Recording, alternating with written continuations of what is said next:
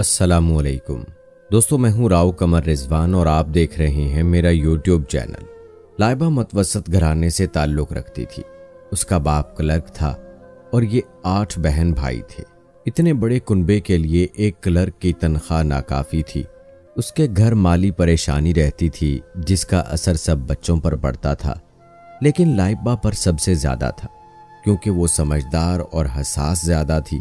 ज़ेबा, लाइबा और मैं बचपन की सहेलियां थीं। मैं और ज़ेबा खुशहाल घराने से थीं। हमने कॉलेज ज्वाइन किया तो वालिदैन को हमारी शादी की फ़िक्र लाहक हो गई। सबसे पहले ज़ेबा की शादी हुई। उसने ग्रेजुएशन मुकम्मल किया, तब मेरी शादी हुई। मेरी शादी अपने कज़न से हुई। शौहर डॉक्टर थे, लिहाजा ज़िंदगी आराम से बसर होने लगी। लाइबा की बारी सबसे आखिर में आई। चूँकि वो एक मामूली क्लर्क की बेटी थी, लिहाजा किसी ऊंचे घराने में उसकी शादी होना एक ख्वाब जैसी बात थी। उसकी शादी एक मसला ही बनी रही क्योंकि ये 8 बहनें थीं और 2 सबसे बड़ी थीं। उसके वालिदैन जहेज भी नहीं दे सकते थे, लेकिन लाइबा चाहती थी कि उसकी शादी हमारी तरह अमीर घराने में हो। उसकी माँ बेटी के हर रिश्ते को रद्द कर देने की वजह से बहुत परेशान रहती। वो उसे समझाती कि बेटी, ज़्यादा की हवस अच्छी नहीं। इन बातों का मगर लाइबा पर कोई असर न होता था।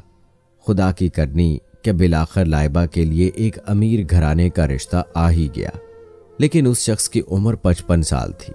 2 जवान बेटे थे जो बैरून मुल्क तालीम हासिल कर रहे थे। बाप से भी बड़ी उम्र के आदमी से लाइबा शादी पर राजी न हुई और ये रिश्ता भी लौटा दिया गया। इसी तरह 4 साल मजीद बीत गए। बिलाखिर समझा बुझाकर वालिदैन ने उसे उसके हम उम्र कज़न के साथ शादी करने पर राजी कर ही लिया। ये उनका अपना सगा भतीजा सफदर था। ग्रेजुएट था, अच्छी शक्लो सूरत के साथ मेहनती था और लाइबा के वालिद के महकमे में उनके साथ क्लर्क था। इस शादी की लाइबा को ज़रा भी खुशी नहीं थी। कार थी और ना नौकर चाकर, बस सफदर की मुख्तसर सी तनख्वाह में गुजर बसर करना थी। उसने हम सहेलियों को भी शादी में ना बुलाया। बहरहाल मोहब्बत की कदर उसके दिल में थी।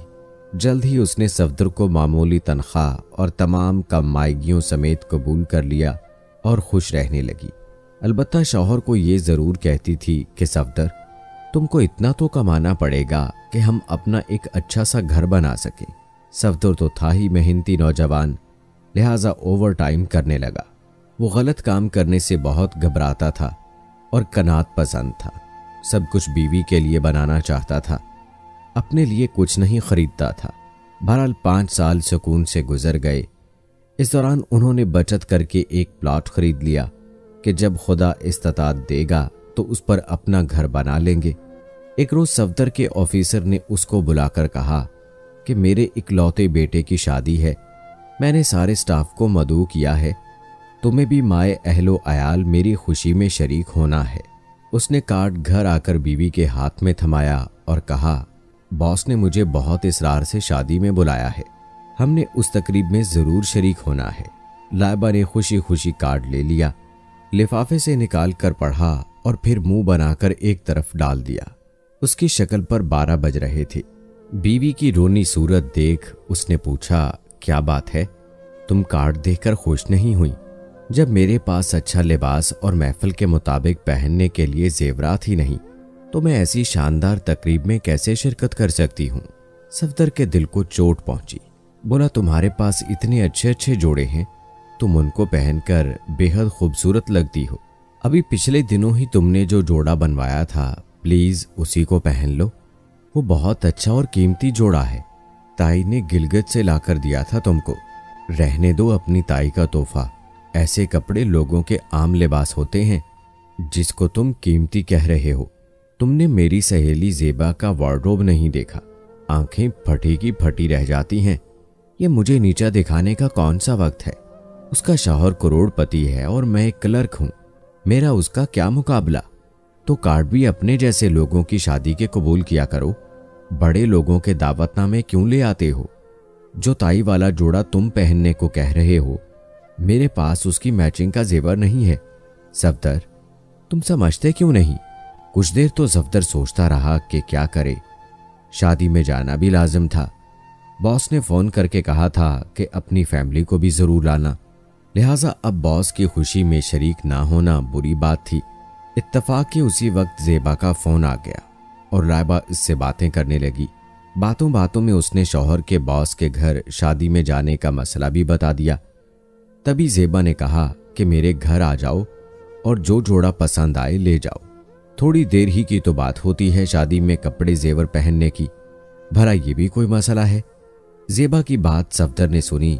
उसने कहा, ज़ेबा से तुम्हारी बचपन की दोस्ती है, तुम उसके पास चली जाओ और अपनी पसंद का एक जोड़ा और जेवर मांग लो। क्या तुम उसे नहीं मांग सकती?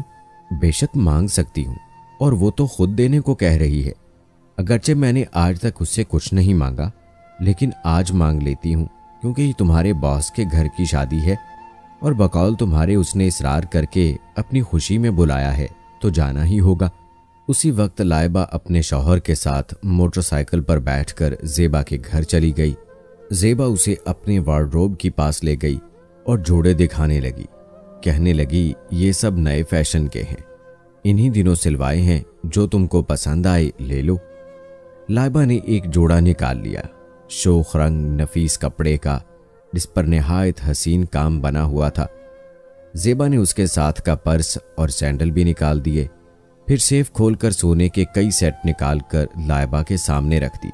बोली, मैच कर लो और पसंद कर लो, इसमें से कौन सा सेट इस जोड़े के साथ पहनोगी।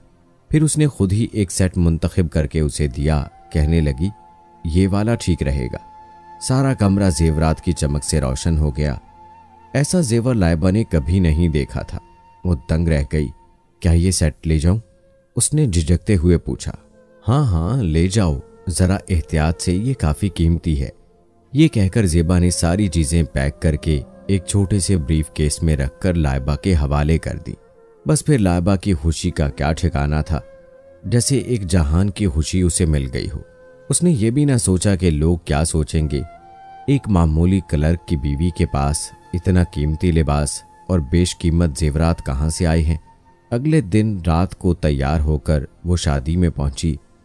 वो वाकई इतना हसीन लिबास और जेवरात पहने हुए थी कि बड़े बड़े अमीर घरानों की बेगमात की नज़रें उस पर ठहर जाती थीं। तकरीब के अख्ताम पर तकरीबन रात के 2 बजे वो घर को रवाना हुए। सफदर खौफजदा था कि घर का फासला मोटरसाइकिल पर तय करना है और बीवी ने पराई जेवरात पहन रखे हैं। आधी रात का वक्त है, खुदा खैरियत से घर तक पहुंचा दे। तमाम रास्ता उसने दुआ करते हुए तय किया। बहरहाल वो खैरियत से घर पहुंच गए। उस वक्त रात के 3 बज चुके थे, मगर खैरियत कहाँ। घर पहुंचकर लाइबा ने आईने के सामने वो चादर उतारी जो तमाम रास्ता लपेटे हुए आई थी। जो ही उसने चादर को कांधों से हटाया, एक चीख मारी। हार उसकी गर्दन में नहीं था, वो न जाने कहाँ गिर गया था। शादी हाल में रास्ते में उसने खौफ और मायूसी के मिले जुले तासुरात के साथ शौहर की तरफ मुड़कर देखा और बोली, मेरे गले से हार किसी जगह गिर गया है, अब मैं ज़ेबा को क्या जवाब दूंगी। वो रो रही थी और शौहर भी सर पकड़े बैठा था। अगले रोज उन्होंने जेवरात का डब्बा लिया और उसी जौहरी के पास गए जिसका पता डब्बे की पुष्ट पर लिखा हुआ था। उन्होंने डब्बे में रखे झुमके और अंगूठी दिखाकर कहा कि ऐसा ही सेट चाहिए। वो दरअसल उसकी कीमत मालूम करना चाहते थे। जौहरी ने जो कीमत बताई वो इतनी ज्यादा थी कि वो खुद को बेचकर भी ये कीमत अदा नहीं कर सकते थे।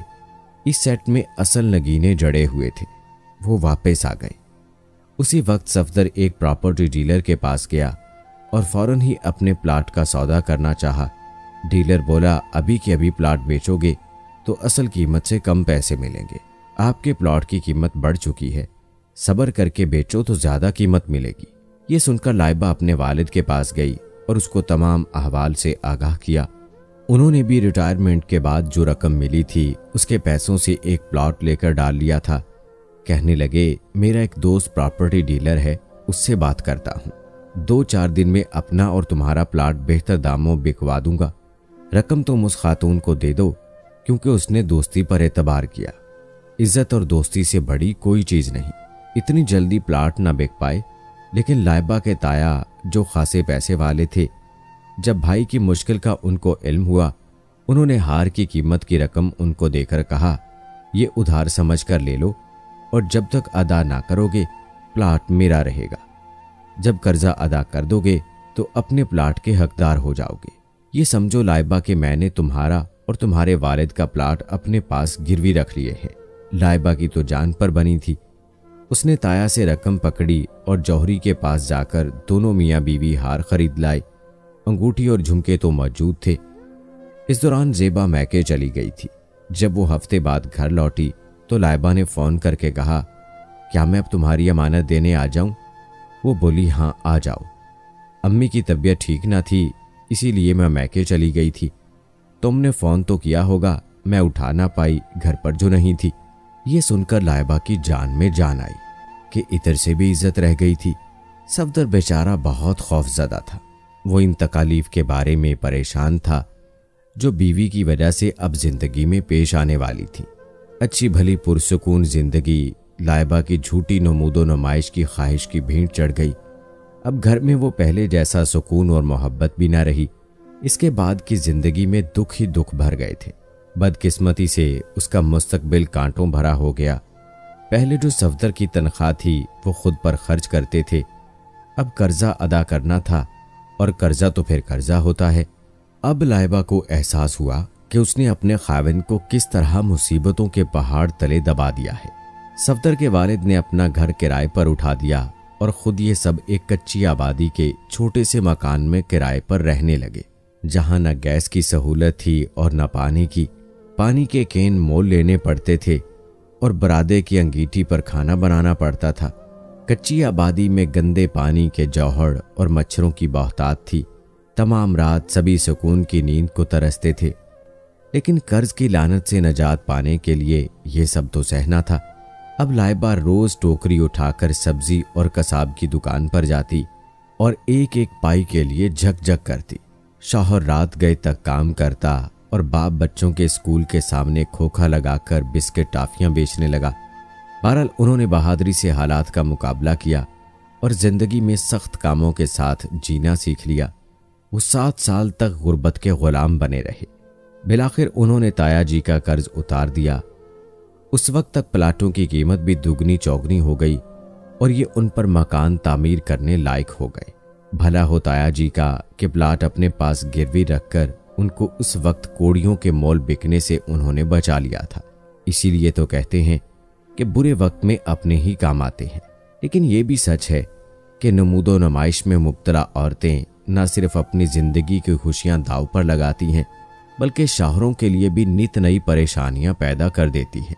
इसलिए लड़कियों को चाहिए कि जो उनके नसीब में था उनको मिल गया है, उसी पर सब्र और शुक्र करें और हंसी खुशी जिंदगी गुजारें। बहुत सारी ऐसी लड़कियां हैं जो अपनी गैर ज़रूरी ख्वाहिशात को पूरा करने के लिए अपने शौहर को परेशान करती हैं। वो भी किसी न किसी तरह उनकी हर ख्वाहिश को पूरा करने के लिए बहुत मेहनत मुशक्क़त करते हैं और कभी कभार तो कोई गलत कदम उठाने पर मजबूर भी हो जाते हैं, जिसकी वजह से वो किसी नई मुसीबत में भी फंस जाते हैं और इस तरह एक औरत की बेवकूफ़ी की वजह से अपनी ज़िंदगी तबाह कर बैठते हैं। म्याना रवि से अपनी ज़िंदगी गुजारें, किसी के पक्के मकान देखकर अपनी झोंपड़ी को आग ना लगाएं। कैसी लगी दोस्तों आज की कहानी? कमेंट बॉक्स में हमें ज़रूर बताएं। अगर आपने अभी तक मेरा चैनल सब्सक्राइब नहीं किया है तो अभी सब्सक्राइब कर लें, साथ बेल नोटिफिकेशन को भी ऑन कर लीजिएगा ताकि आने वाली तमाम वीडियोस आप तक बर वक्त पहुँचती रहें। मिलते हैं अगली वीडियो में, तब तक के लिए अल्लाह हाफिज़।